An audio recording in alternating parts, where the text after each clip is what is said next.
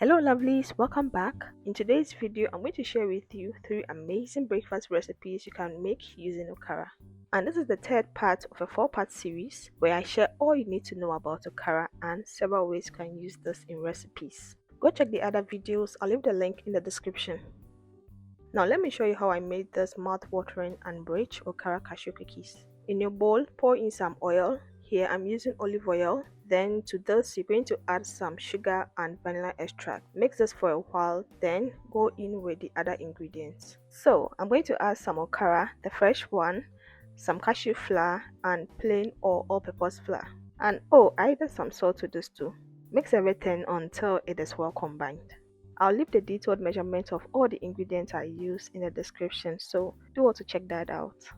Now, if your mixture hasn't formed the dough, go in with water a bit at a time just to bind it. In this case, I added just 1 tablespoon of water and I was good. Now, let's go a little extra with this recipe. If you have some cashew nuts, bring that out, crush them and set it aside. We're going to use this for a little garnishing at the end, okay? So now back to the dough. I'm going to scoop small portions of this dough, roll it out and keep it on the tray. And I'm using this 1 tablespoon measuring scoop for this, and it really works well. It gave me the small bite-sized pieces of dough which were really cool. If today's your first time here, you're welcome. Consider subscribing to this channel. Yes, it's actually free. Turn on your post notification so you'll be among the first to be notified anytime I post a video. And to my returning subscribers, thank you so much for sticking with me and always coming back to watch my videos. So what I'm basically doing here is that I'm using the fork to flatten the dough and also create these lines or marks on the surface just to give it this, stylish look. Now this is a point you can get creative. Go ahead to garnish this any way you want. But in this case, I'm going to place 3 pieces of the crushed nut on each cookie dough just to give it an appealing look. Transfer this to your preheated oven and bake this at 180 degrees Celsius for 20 to 35 minutes until it turns golden brown and it is nicely done. And that's what you're going to get: rich, delicious, slightly crunchy Okara cashew cookies. And the interesting thing is that I couldn't even taste any Okara in this. Imagine, this was good, try it out and you definitely love it. If you love muffins, I bet you're going to love these Okara muffins. In a strainer, serve some flour, baking powder, baking soda and salt. To this you're going to add some sugar, mix for a while and set aside. So this is going to be our dry ingredients.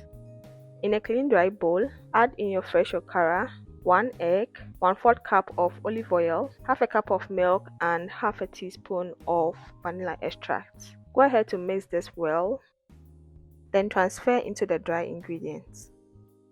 Now mix well until all the ingredients are evenly distributed.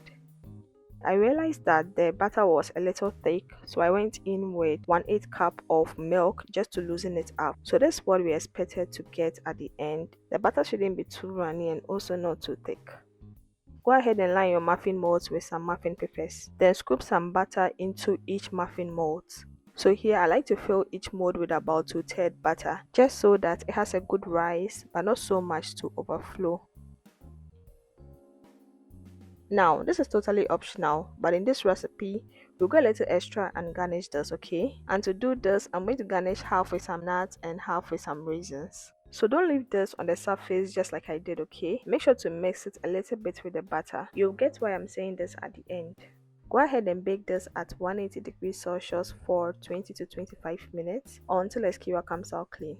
And that's what you're going to get: nicely baked Okara muffins. And you can see the toppings are a little bent on the surface, right? Yes, that is why you need to mix them a little with the butter if you're using. But aside that, these were so good. Like, anyone who tasted these loved them and couldn't even taste the Okara in it. Let me show you how I made this crunchy Okara crackers with a spicy twist. In a bowl, I'm going to pour in some rice flour, fresh Okara, salt, chili pepper and some olive oil. Go ahead to mix everything until combined, but know that the chili pepper here is totally optional, okay? If you're not a fan, just ignore, you don't need that. Now bring to a boil some water, about 1/8 cup. Then once the water begins to boil, add in the flour mixture. Now we're going to cook this on low heat for about 15 minutes to bind all the ingredients and form a dough. So make sure to stir this continuously so that it doesn't burn, and do this on low heat like I said. And preferably if you have a non-stick pan, make sure to use that. So after 15 minutes, this is what you're going to get. Transfer this to a bowl and let it cool for a while. Now go ahead and knead this to bring everything together. You should be able to form a ball out of this, and this shouldn't be sticky. If it's sticky, take it back to the saucepan. You can add in a bit of rice flour or let it cook more to dry out the water. Next, I'm going to transfer the dough to my board, which I've already lined with some plastic wrap.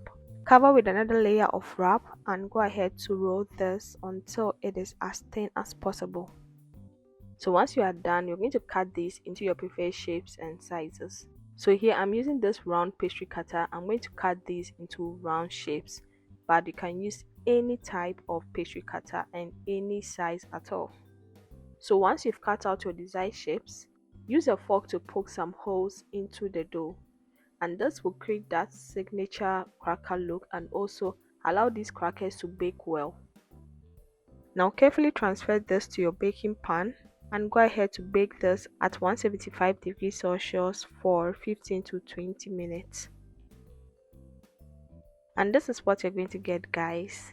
These are very simple to make, but the taste is crazily amazing. If you want to enjoy something healthy but very low on sugar, then this will be a good recipe to try out. I hope these recipes were helpful and you're definitely going to try them out.